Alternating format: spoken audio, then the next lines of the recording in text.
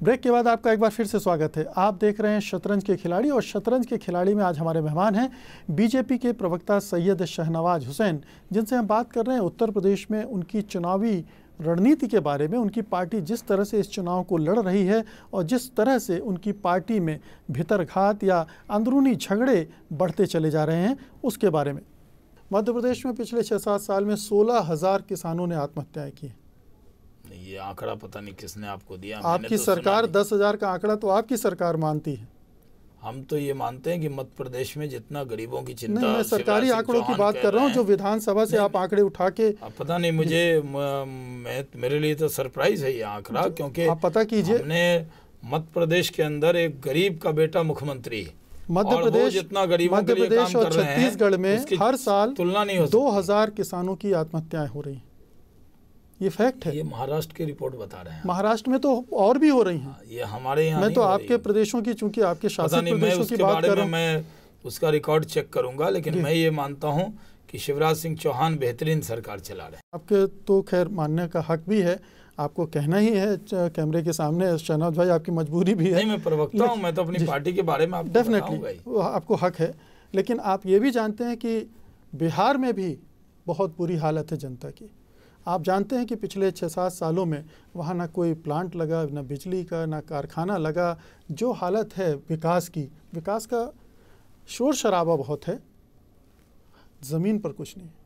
देखिए, नीतीश कुमार जी के काम की धमक है पूरे देश के अंदर। धमक है, असलियत में नहीं है। नहीं, असलियत में भी है। ज़मीन पर आज एक सामाजिक न्याय के साथ विकास है, बराबरी के साथ विकास है।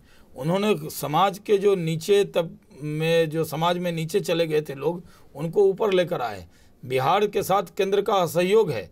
बिहार के पास पहले से कोई संसाधन नहीं है, फिर भी नीतीश कुमार जी बहुत प्रयास करके बिहार को, की जो पटरी से उतर गई थी गाड़ी, जो डिरेल हो गई थी, उसको ट्रैक पर लाए हैं और बड़ी मेहनत कर रहे हैं केंद्र के असहयोग के बावजूद। आप शायद मेरी बात से ज़्यादा सहमत होंगे, क्योंकि ये आम चर्चा आपकी पार्टी के लोग भी करते हैं और नीतीश की पार्टी के लोग भी करते हैं।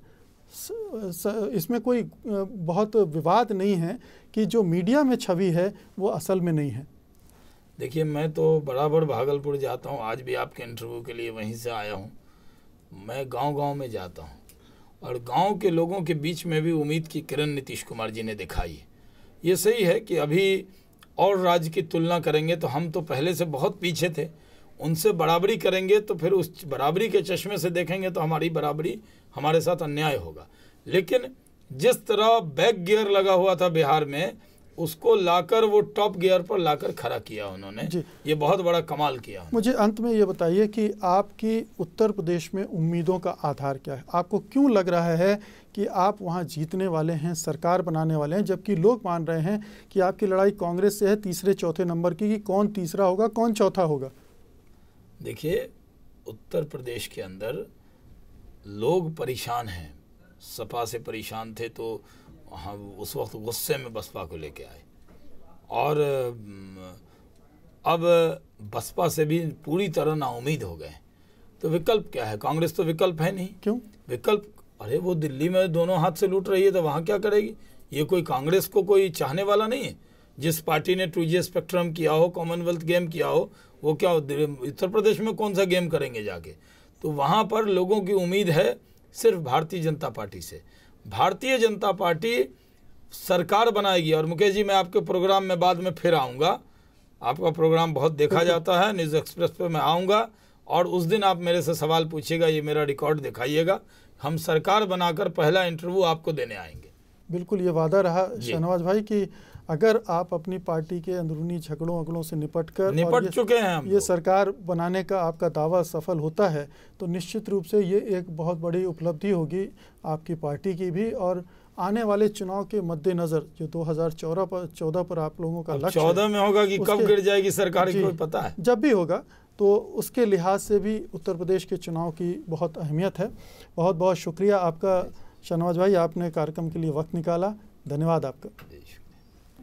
ये थे बीजेपी के प्रवक्ता सैयद शाहनवाज हुसैन, जिनसे हम बात कर रहे थे उत्तर प्रदेश में उनकी पार्टी की चुनावी रणनीति के बारे में।